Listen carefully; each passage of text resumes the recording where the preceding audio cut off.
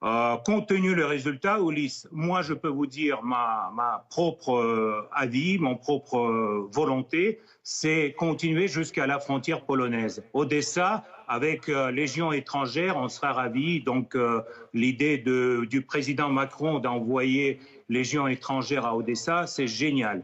Comme ça a été le cas pour les chars français qu'on a brûlés lors de désastres offensifs ukrainiens de cet été.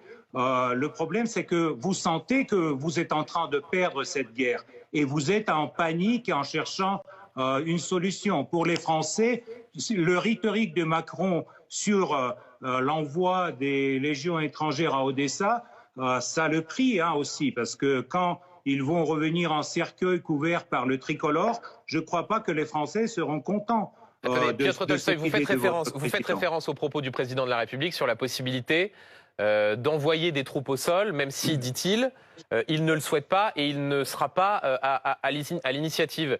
Quand vous dites il y a des soldats qui vont rentrer dans des cercueils avec un drapeau tricolore, c'est quoi? C'est une menace que vous envoyez au président Macron? C'est la réalité, c'est le sort de tout l'équipement de l'OTAN et tous les soldats de l'OTAN qui aujourd'hui sont en Ukraine. Je peux vous donner les chiffres si vous voulez, si ça vous intéresse.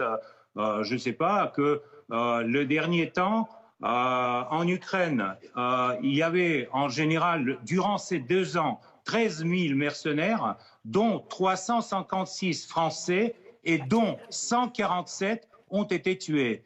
Et c'est marrant comment on fait espèce de légalisation de ces pertes en racontant aux gens qui sont morts sous l'avalanche dans les montagnes ou que les officiers étaient dans un hélicoptère qui a tombé à Miami.